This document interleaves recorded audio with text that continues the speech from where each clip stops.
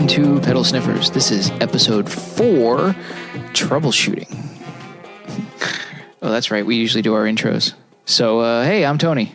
I'm David. And this is episode 4, Troubleshooting. That'll work. I was going to leave all that in, but now you've made it awkward. It don't matter. Maybe I'll just not edit the entire episode.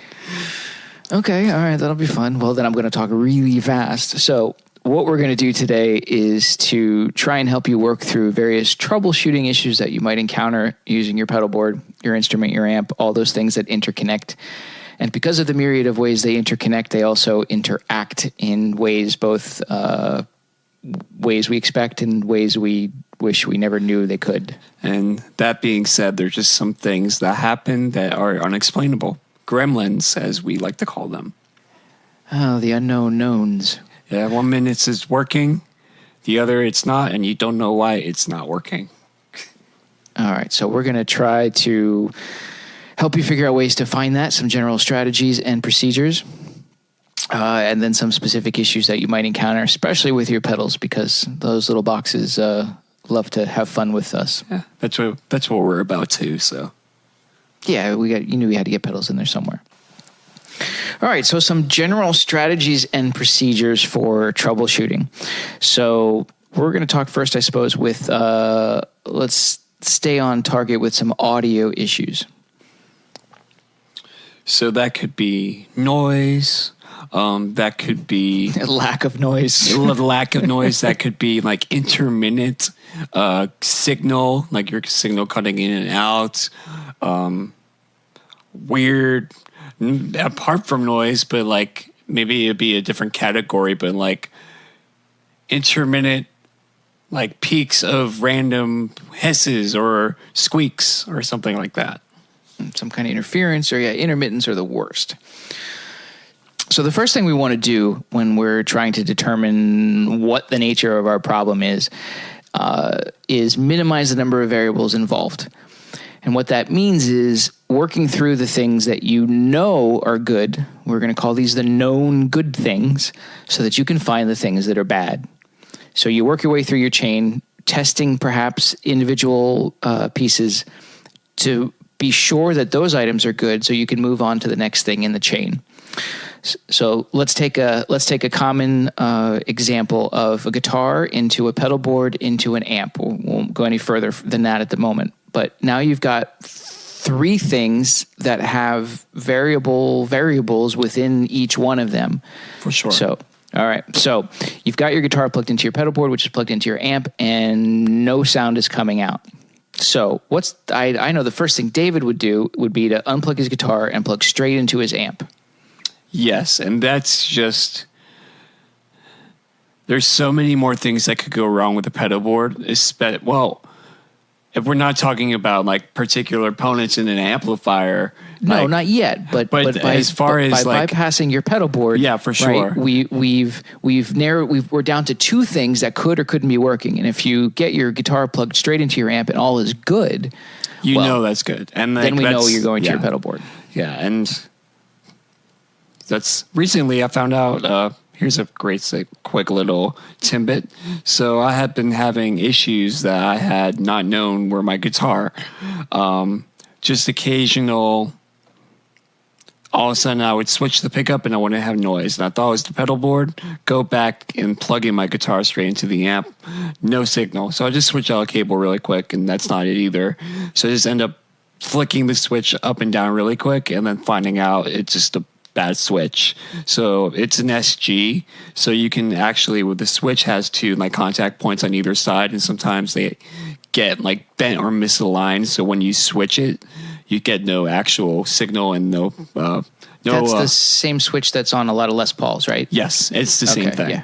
So that I just ended up being able to do a quick fix, opened up the back, made sure everything was good, and played the rest of the gig. So gotcha. My rhythm guitarist has a Les Paul, and he uses that switch with one of the pickups rolled down to do a stutter effect. You told me this. And every time I watch him do that, I was going, man, that switch is going to break. And sure enough, you know what he has now? He's got an intermittent pickup switch. So I have a replacement for him in my bag for next rehearsal. So So what you're saying is that you could plug your guitar straight into your amp, think maybe that you've solved it. You can now plug all your stuff back in again. And because of this intermittent switch, now you're back to the problem again. And you've been diverted from what the real cause is without knowing it. Yeah. So that's kind of where gremlins can be. There's worse ones, but that for sure could be considered a gremlin. Like it just circumstances worked out where the switches started working again. Yes, so you got to hate that stuff. Yeah. So the switch is a perfect example of what I call physically moving things. So most intermittent things tend to, well, maybe not most, but a lot of intermittent things tend to be because things are coming in contact with something else or they're shorting out internally. So moving things around, this is not limited to like touching your cables and moving each one around, but start touching things in your rig. And if you can make the thing that's intermittent work or not work because you're touching it, then you've definitely gotten closer. Yeah. In a particular case, when I used to run George L's on my board, I would constantly be fixing them as they would eventually ground out and be intermittent. So what I did, this would work with soldered cables as well, but with solderless, it works even better just because they're more likely to go wrong. In the case of George L's, just bend down and start wiggling cables and like unplugging things. And if you hear some crackling, that's the issue. And to be even a little bit more specific on how you do that, you just have to make sure like all your volumes are on, like your guitar and everything. Because if you don't have like your amp volume on, if you have a volume pedal and that's not on, and that's after like the pedal that is wrong, and you're still trying to jiggle cables, you're not going to hear it. So just make sure your volumes are on when you're trying to find those bad cables. Don't be fooled by obvious things like the volume on your guitar or the volume on your amp or the standby switch. Or even if your amp's on. Yes, is my amp plugged in? Yes. You got to get through the obvious stuff even before you start Googling, because you need the specifics of what issue you have before you can try to find a solution. Yeah. My guitar makes no noise is really not a helpful Google search. For sure. All right. So we're minimizing the variables that are involved in our problem. And since this is pedal sniffers, we're going to concentrate on the area of problems that tend to occur on your pedal board. Makes sense to me, Tony. All right. I'm happy about that. So we've covered the cables that are between your pedals. This is common, especially with cables you assemble yourself. Even with those you don't, any cable can be bad. So a helpful tip there, or at least for me, is if I have any problem with any cable and it's not repairable, it immediately goes in the trash. I don't even bother trying to figure anything else out beyond that point. Yeah, and just a quick segue about cables themselves is like one of the reasons you want to spend more money on cables isn't necessarily the sound as much as it is the durability and the reliability of that cable. The more you pay, typically they just last longer and are more durable, especially if you're going to be moving them around a lot. Right. Consider the number of times your pedal board goes in and out of its case, the things that happen while it's in use. Any of those things can start to wear on connections. Though having your stuff on a pedal board is the easiest way to make them last the longest. I think we talked about this on our pedal board episode, where if you don't have them on a board, you're going to have a lot more cable problems. Yeah, for sure. All right, so we've got our pedal board. We've narrowed our gremlins down to our pedal board somewhere. Some of the things that you could look for, batteries are an obvious one. And I will add that, yeah, any dead battery is a giveaway, but I've had pedals where if the battery inside is dead, the pedal won't work even when powered externally. Explain more, because you've told me this before and I can't remember why that works that way. All right. I can't remember which pedal it was. But as some of our listeners will know David and I work at Pedal Genie, and we deal with hundreds of pedals a day coming back and forth, and we see all kinds of issues. So this one, when it first happened, actually, I'll go ahead and admit, when it first happened, it was very early, and we in fact sent the pedal back for repair. And then when it came back from the vendor, it said, "You're an idiot. The battery inside was dead." And I'm like, okay, A, I didn't know it even had a battery inside. And B, you're the idiot who designed the power system where plugging external power in made it not work even when the battery was dead. So take that.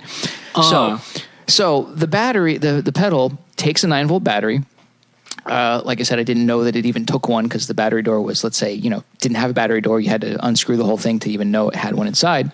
The battery inside was dead. And when you powered it with a pedal power supply, which is how we test our pedals at Pedal Genie, when they come back, we plug in the power supply and we expect them to work. And when this one didn't work with any power supply, we're like, I guess it's broken. So why this doesn't happen with most pedals is because there's a different arrangement of the incoming power to the pedal, where it doesn't have to go, let's say, through the 9-volt to power the pedal. And that may be how this pedal was designed. Like the power is connected maybe in series with the battery. I'm talking EE stuff out my ass. I don't really know, but not all pedals work this way. But this one certainly did. Dead battery inside meant it didn't work at all. That is a bummer.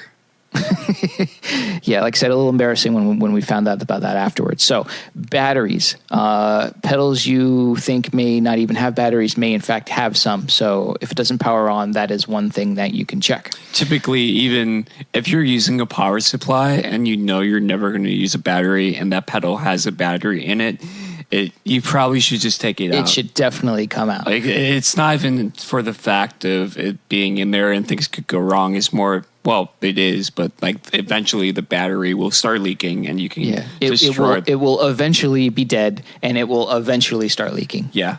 So, so it should go. That's a great way to avoid your warranty. Yes. All right. So no batteries. Now, a more complicated issue is when pedals in a particular order aren't playing well together. And we're going to talk about an issue David had with buffers. But even outside buffers, some pedals, I'm going to name fuzzes specifically, may really not like being behind or in front of another overdrive or another fuzz. Especially if they're the kind that work really well with, say, rolling off your guitar volume, brings the fuzz down, that kind of thing. It's relying on impedance direct from the guitar. Yep. So if you've got a problem, say, specifically with a fuzz, try rearranging the order of your pedals, moving the fuzz closer to your guitar, and see also if that just helps. Plug just the fuzz in as well. So it's the same idea as plugging straight into the amp, but you're picking out that pedal in particular, making sure it's okay. Yes. It's not as simple or it's not as easy when you've got all your pedals mounted on your board, but pulling a single pedal out of your pedal board or out of your chain at least to test separately is definitely a way to go. Yeah. It's another way to minimize the number of variables. Yeah, it's a great way to weed out the suspect pedals in your board. For sure. So tell us about that buffered issue you had. I actually remember two I've had. I'll go with the older one first. So the older one, I had recently I pre-ordered this Strymon Dig when it came out. So when I got it, I threw it on my board, and ended up having some issues with noise between the Archer and the Dig. On a particular setting with the Dig, when the Archer was on, I can't remember what the order was at all between my drive section and the Dig, but I think it may be the ADM setting on the Dig. I would get this unbelievable weird noise between. So only on one particular setting? It was like one setting too. Okay. All right. Interesting. So the way I figured that out, I was turning on pedals on and off and like figuring out combinations that kind of figured that it was the Archer giving me the issues. And mini clon, actually, it's a pretty common thing to have issues with some of the buffers in a lot of the clones or the clones playing with other pedals with buffers in them. And I want the buffer on the dig to be on because when I turn it off, it allows me to have trails. So what I ended up doing was I didn't even change the orientation between the dig and the Archer because I can't have a drive after my delay. So I think I moved the order of the Archer in relation to my other drives, and that fixed it. But again, only on one particular delay setting? It was only on one delay setting. It's a very bizarre issue I had. Maybe it has something to do with the trails, and on that particular setting, it's using them as part of the sound somehow. I have no idea. I didn't Google anything about it because the pedal was so new. How would anyone even know? It was like the release day that I got it. So gotcha. Yeah. So that's just a weird thing, and a lot of I guess that is probably more advanced troubleshooting, but at the same time, it's like when you have something like that, just clicking in between pedals and trying to figure out what's making it do that is a good start. Gotcha. Yeah, you've got an issue there where you've got two pedals who you don't think are interfering with each other are somehow doing so, and you need to know that so you can move them around. Yeah. All right. So what was the deal then with the buffer and the volume loop that you had? So I have an ES8, as we have talked about in previous podcasts, and I have been having some issues when going in between presets and banks. I would get a loud pop when engaging the next preset or loop. It was intermittent, so it wasn't every loop. So I ended up not being able to figure it out, messing around with like various settings. But I did know, and in hindsight, once I kind of figured out everything after the volume, when I was just turning on the individual loops on and off were popping, and everything before was fine. Wait, so on the ES8, there is a volume loop between two sets of loops, right? Correct. So the ES8 has a dedicated volume loop that you can place anywhere within the 8 loops. Gotcha. Okay, so you had pedals before the volume loop and after the volume loop. Yeah, I had, it's right in the middle. It's between loops 4 and 5. Okay. So I ended up going on Google and I'm just typing in Boss ES8 popping issues, and then just kind of browsing everyone's issues. I'm also in a Facebook forum, and I just searched the issue, and it's a pretty common issue, but nothing had fixed it. There was a fix where you would change the loop time or the loop change time or the preset change time to be a little bit longer, and that would stop it. That didn't help in my case, and I want my changes to be immediate because I don't want a stop. That was the patch changing or the loop switching? The patch change time. Okay, and it's like milliseconds, right? Yes, it's something like that. And I don't want my sound to cut off at all when I'm changing a preset. It doesn't make sense to me. No, I agree. So anyway, I can't even remember where I found it, but someone had mentioned buffered volume pedals being an issue in this case. So I go and mess around with some things and just end up taking the volume pedal completely out of the equation and then having no more issues. Okay. And the pedal you were using was an active buffered It's an volume pedal? So I'm using a active Bloomery. Okay. And then one thing I realized is when I individually you can't individually turn on the loop, the volume loop, I believe, unless I think you might be able to assign it to a switch, but you have to manually turn it on and off within the preset. But when I would do so, I would get that popping noise. So that was kind of an indicator to start that I realized, oh, maybe that's an issue. So once I turned it off and started turning on all the loops on and off behind the volume pedal versus it on, they no longer popped. And then when I turned it back on, I had the same issue. It has to do with the buffer in the volume pedal and the input and output buffer inside of the ES8, and also probably the buffers in the two strumming pedals I have after it. Okay.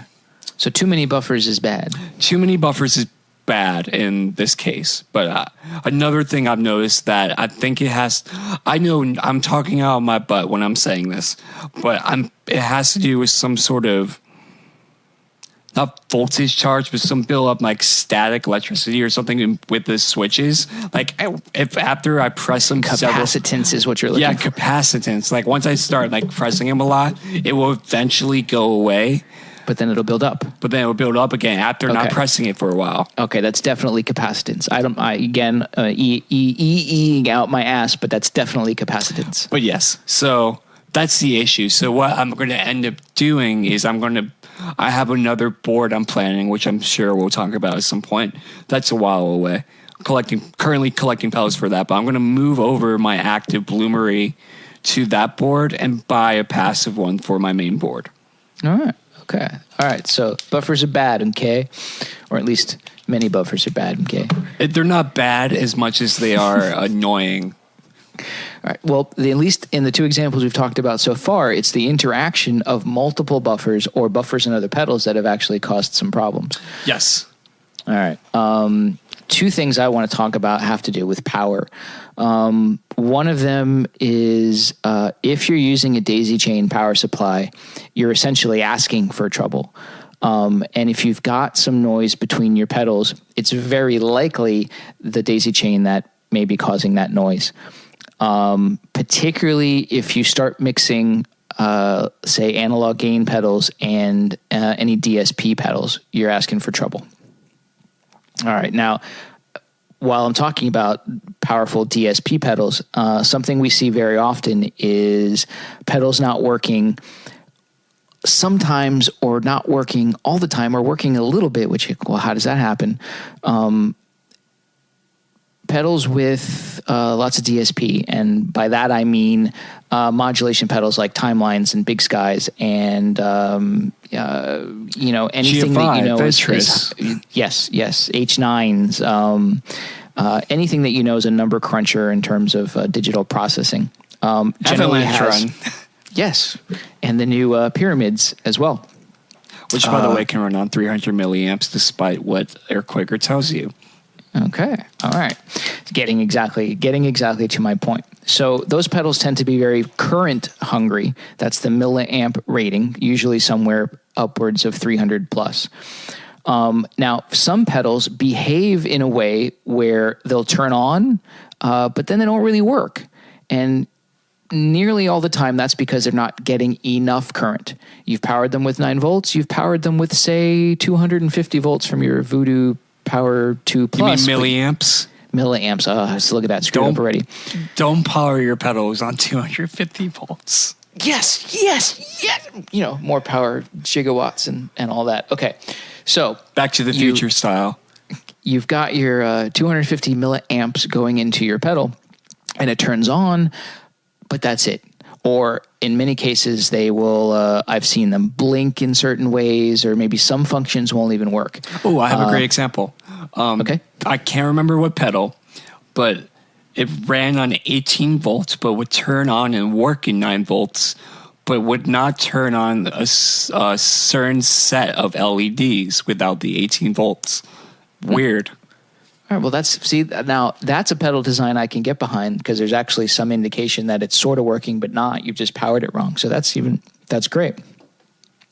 The current lacking issue, though, may be maybe less obvious when you're looking at it. Yeah. But totally something to look at. If you've got a digital pedal, it's not behaving correctly, make sure you're giving it enough milliamps. For sure. Something else I wanted to add about when we were troubleshooting things on our pedal board is it's very helpful to, let's say, for example, that you have graduated from your one-spot daisy chain and now you've got a proper pedal power supply on your board. Congratulations. Yay. Keep that one spot around because when you want to pull that one pedal off your board to test it by itself, it works great. it's perfect to have instead of trying to dig some outlet out from underneath your board, and it's messing up your beautiful wiring that you spent so long doing. Yeah, it's functionally exactly the same as one isolated out with way more milliamps available. So it's the perfect solution for pulling out something. I have one of the Strymon power supplies lying around just to test pedals with. Yeah, it's something also, keep one in your gig bag or your pedal board bag for exactly that purpose. So one of the biggest issues with powering your rigs at home or anywhere is grounding. And one of the most common issues you can have is what we'll call a ground hum. So I thought we might explain briefly what a ground hum is, or a ground loop hum. And once you kind of know what it is, why it might occur, it's easier to track down. So if you know anything about electrical circuit design, there is a ground, or for our UK friends, an earth. I love that term. An earth. An earth. For optimal circuitrying, just make up verbs, you will only want a single ground.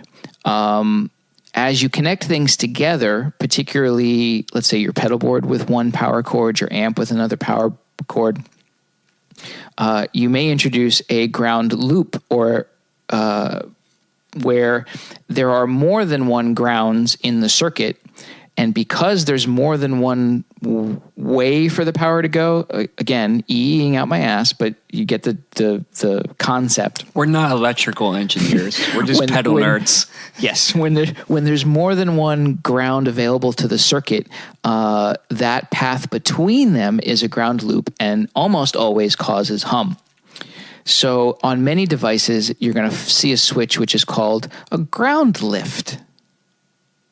And this can be very handy. You'll see them usually on amps, or a lot on the direct out of an amp. They're also, I use radial SGIs a lot to go for long cable runs back to amps, and they have the same exact thing on them.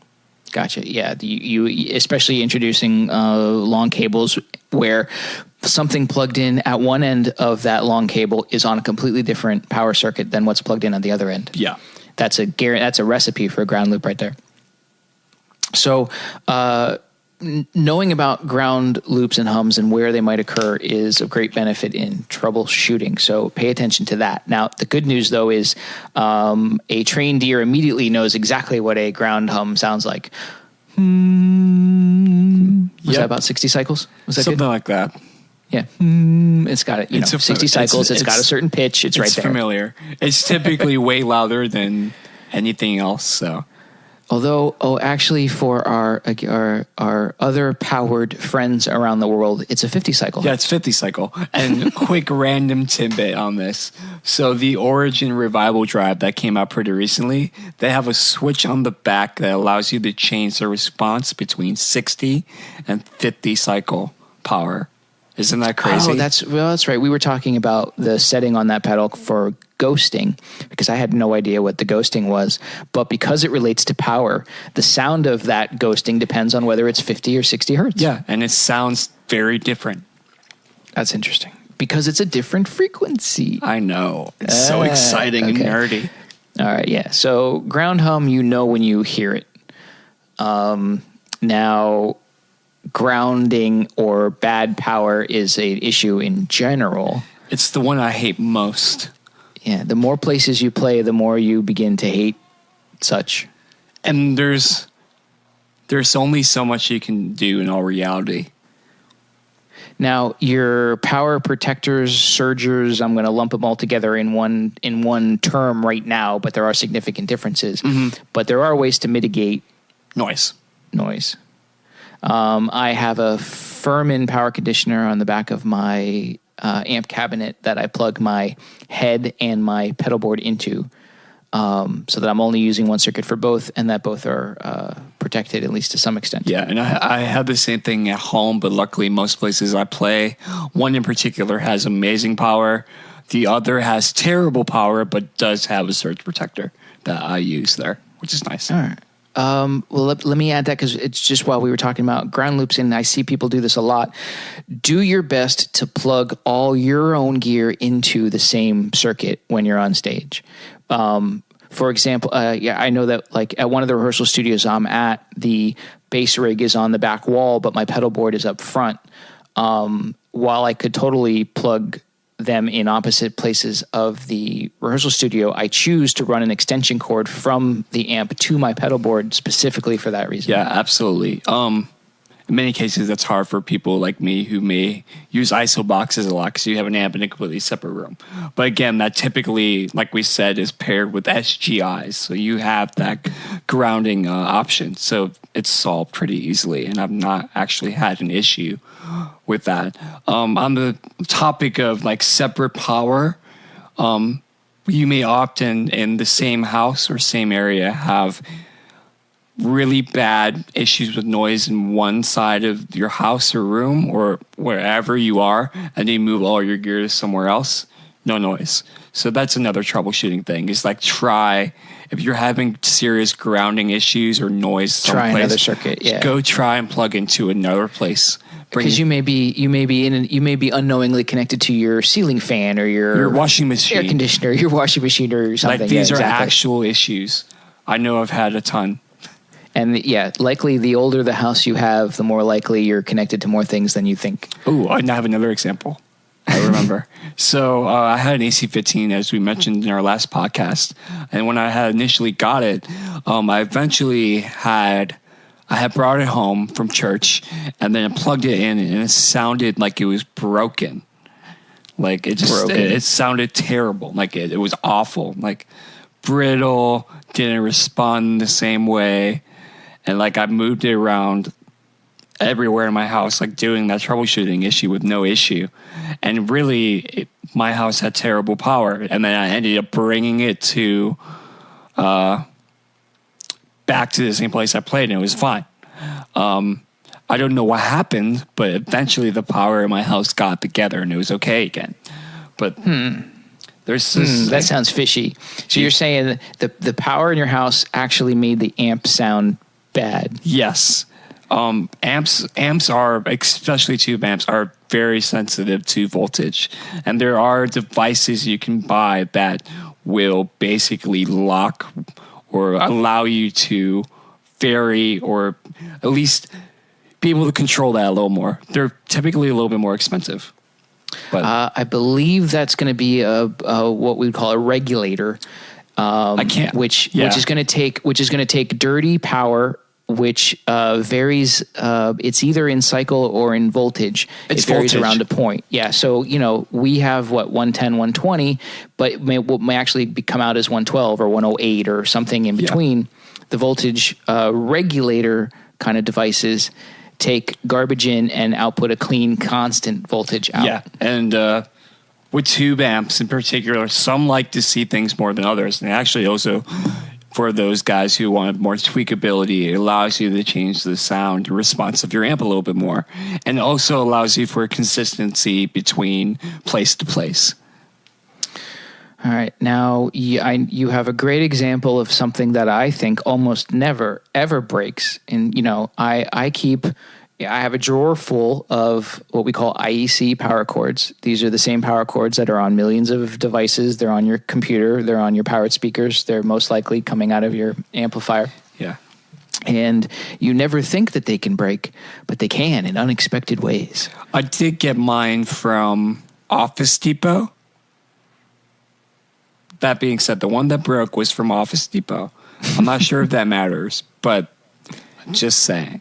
Well, tell us how you determined that it was, in fact, a broken IEC cable. Okay, so I have mentioned one of the places I play has some of the best power I ever had. I can play my... I love this venue. It has great power. No, it's also my favorite venue because I get to play with my favorite people. We get to play the coolest sets, all things like that. Right. Anyway, it just so happens to also have the best power that I've ever played through. And I can play my single coil telly with like a ton of drives on, and it's practically like silent, which is amazing. That being said, this was months and months ago. I get there and plug in, and like with my noise floor was basically what it is with like all my drives on at like my lowest like level, like my clean tone. And I'm like, how does this make any sense? What's wrong? And that's when I realized it. And I couldn't really troubleshoot it then. And then when ended up playing someplace Friday morning, that was a Wednesday, and then played that Friday morning, and it had no issues. So I just assumed it was something happening weird with some power thing at that venue. Anyway, take my stuff home, same issue. Able to isolate it and know for certain that it's something with my rig, which was a bummer. So end up plugging everything in and figure out something to do with my pedal board. And I was like plugging in and out cables, like touching my pedal board grounded the loop, or it's the circuit. Like, that was bizarre. That had never happened before. If you're touching any metal on anything, that's also an indicator that you've got a ground problem. Like, it was very clear. Like, this never happened. Well, sometimes you will have like grounding issues. Like your guitar will ground on the strings very often, and that's normal. But this noise was so loud, like it was louder than my clean sound. So that's a little too loud, I think. It was way too bad. So somehow I know for certain I tested the IEC cable before. I switched it out, but for some reason I don't know what happened, and I think I may have messed up in the troubleshooting, and I just kind of threw it to the side and took it out of the equation for a second.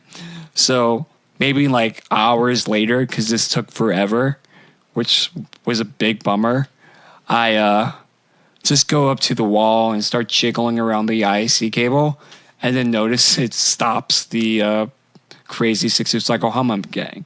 And I'm like, oh, that's a bummer. And I could get like sticking into place where it would completely stop. So that was a relief. So bum IEC cable, and again, a ground issue, because if it was two of the regular prongs, your amp wouldn't have worked at all. Yeah. So it must have been a broken ground prong on the cable. Yeah, and I knew for certain it wasn't my power supply, it wasn't my cables. I have evidence audio. They don't break as far as cables go, and I use a Voodoo Labs Mondo, and then I can't remember what board I had. I think I had my old board. Yeah, it was my old board. So it's just the Mondo, and that thing is great. Like, everything was isolated. Like, there's no reason as far as what was powering my pedals, I should have had that issue.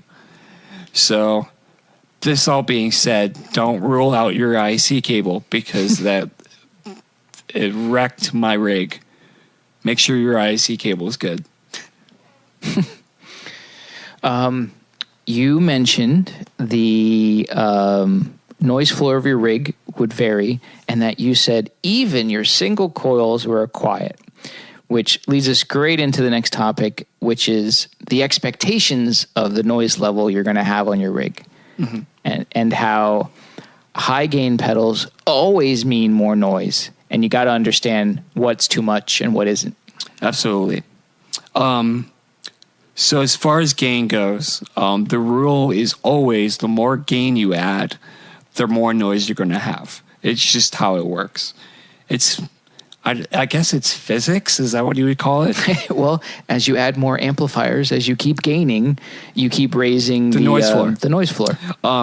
So in a little bit, we'll go a little bit more in depth in this. So a lot of people complain about compressors being noisy. Now, in all reality, all they're doing is they're just going to compress the noise floor you already have. So a great tip for you guys who are having issues with your compressor, or think you're having issues with your compressor being noisy, and by the way, if it is a compressor sustainer, it, in its very nature, will be noisy because it is adding gain. Instead of turning it on and like with your guitar volume on, because your guitar pickups are going to pick up all noise too. So turn your guitar all the way down and then turn the compressor on and off and see how much noise you're getting. Because I think that's a better representation of how much noise your pedals actually have. And that goes the exact same way with your dry pedals. Gotcha. All right. So to restate on the compressor, because that's a very important point, compressor sustainers or compressors that are lifting the signal when it's low are, like you said, adding gain, which means they're adding noise. And if there is no signal at that time and it's trying to raise the level, it's going to actually lift the noise floor. So be aware of that. Alrighty. So you can change or affect when your compressor comes in, if your compressor has an attack, and that will help with your compressor grabbing the noise floor. So if you roll back your attack to where it's going to come back later or attack later, and also use your ratio and in duality with that, you're going to be able to kind of meet a happy medium between it working well with your rig and not getting too much noise. And not lifting your noise. Excellent. Noise gates, incredibly useful. The more high gain you get, the more you're going to want to gate that noise. Yep. I wanted to add, well, though it's not specifically troubleshooting, many people use their noise gate incorrectly. If your noise gate has a loop, meaning it's got 4 jacks instead of 2, an in and out and a send and a return, don't just use the in and out when possible. Put your noisy pedals in the loop of the noise gate and you'll see much better results. Mm-hmm. Some people even go as far as to use the effects loop of their amp into the loop of the noise pedal, as opposed to just the pedals on the board. So that way you're gating the preamp from your amplifier as well. Yeah, which I'm not a fan of, but... So, and I know it's hard to visualize wiring diagrams when we're just talking about random concepts, but if your noise gate has 4 jacks, look up the method that uses all of them instead of just going in and out. Yeah, and also just to be said, like a lot of your modern, more progressive metal sounds are literally part of that sound is a really heavy gate. Ah, yes, chunk, chunk, chunk, chunk. Some may refer to as gent. Or the gent. Oh, so that would that mean gent equals chunk? I don't know, Tony. I'm not into that kind of music. I'm just. But does it doom? I'm just into the memes about that music. All right, awesome. Now, I would say, like IAC cables, something that we don't expect to break, but sometimes does, are the actual foot switches on our pedals. Which is... I would say that's a more common issue than it is not, because it is like the primary wear item on all pedals because you're turning them on and off. Some people like to really go for it and slam on it like they're trying to kill someone. So,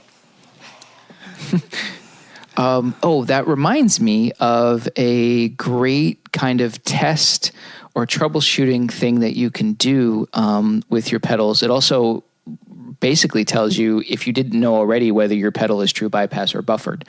And that is to have your pedal plugged in, but not powered, and turn it on and off. If signal comes through when it's off, ta-da, true bypass. Boom.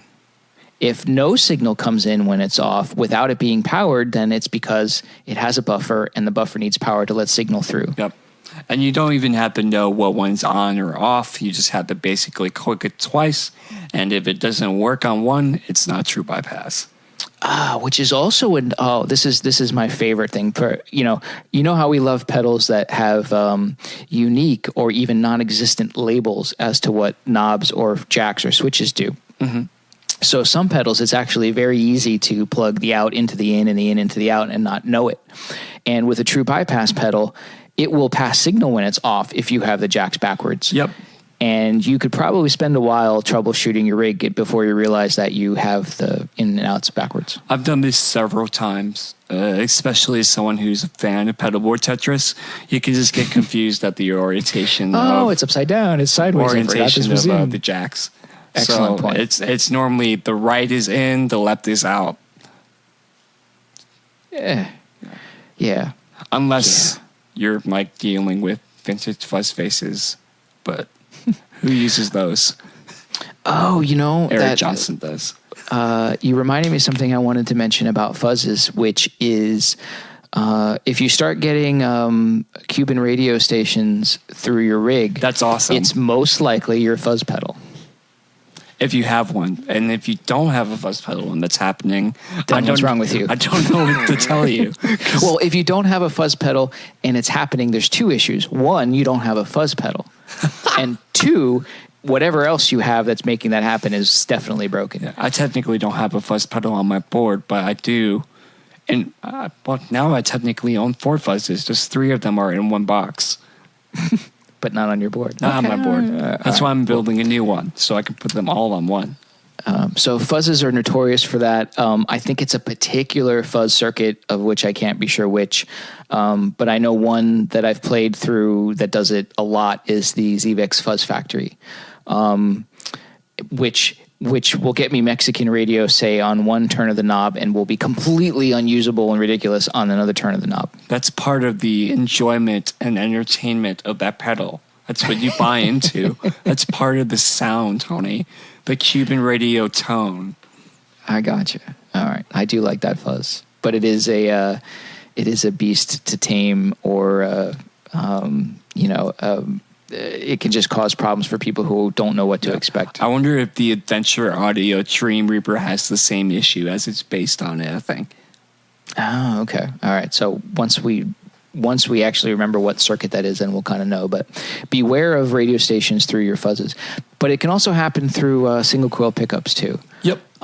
Though you'll probably only notice it if you're going into some kind of a crazy high gain. I used to have those issues way, way back in the day when I first was playing guitar. I've not had them in a long time, though. Excellent. Yeah, that's about it.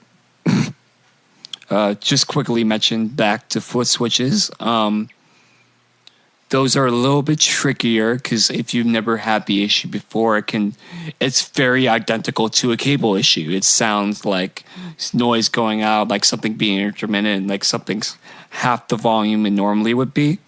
And kind of the way you can test that once you have ruled out the cables is just turn on pedals on and off, and see if once you turn them on, if they have lost signal. In particular with the pedal I had the issue with, the rear end slide speed. It's nothing to do with the pedal itself, but the switches will go bad. It's just the nature of them. So it was kind of like half on, is what you're saying? So it was like half on, and sometimes it would click it on, and I would have no signal. And then sometimes I would click it again, and there would be signal. And what I would do when I had the issue, I'd lightly tap the switch, and it would come back in. Gotcha. All right. So definitely some physically worn stuff, and then you end up with, say, a half working or half contacting switch. Yeah. So it's, I think, I don't know how other to explain it. Then it's very similar to a broken cable. Right. I got you. So the same thing that a worn cable or plug would kind of result in is the same that a worn switch, where it's not fully making contact. Yeah. And go ahead. I was going to add, specifically talking about plugs and jacks, is not all 1/4-inch plugs and jacks are shaped exactly the same way. And you may actually end up with some pedals, I'm looking at you, Electro-Harmonics, who don't always play well with patch cables. Mm-hmm. You may find that one cable fits in and gives you a great signal, but another cable just doesn't make contact, usually to the tip. It just doesn't wedge into that little curve into the plug as well. So something else to watch out for. So if you've got not an intermittent signal, but let's say a lower level signal or something that sounds muted or attenuated in some way, then you're looking at physically worn or physically not fully connecting parts. Absolutely. So once you have ruled out as soon as you have ruled out your patch cables, go and check the foot switches on your pedals. Awesome. I hope this was helpful to you when you come across the myriad of issues that will pop up while you're building your pedal board, heck, even using the pedal board that you've had built for several years. Mm-hmm. And follow the principles that we didn't explicitly state, but that we implied throughout. Minimize your variables. Yeah, this is more of a, as you grow older in your gear building and collecting and using, you just grow in wisdom as you learn how to troubleshoot some things. Because there's some things that you honestly won't be able to find online or Google. Like there's some very particular, or like you can single out an issue that no one else has had, but you had. But now you know how to fix it because you troubleshooted it. So, in the process, if you've explained that problem to somebody, I guess it's like any other issue you got. I run into this a lot when programming. If I try to explain the problem to somebody, usually by talking through it, I realized what the problem was. Mm-hmm. So the same can be true. Call up your friend and say, "Look, I got this problem. Here's all the things that I've tried. What did I miss?" Or even talking through it, you'll be like, "Oh, I didn't check the XYZ cable." Mm-hmm. So work through that. So you're minimizing variables. You are determining which things you know are good because you've tried that funky guitar with another amplifier or another amp with a guitar you know is working, or anything vice versa. Determine your known good things and rule out everything in between. Cool. It's really quite simple, right? Absolutely. Well, this has been episode 4 of Pedal Sniffers. And shit, I fucked up the ending. You're Tony. I'm David. And we're the Pedal Sniffers.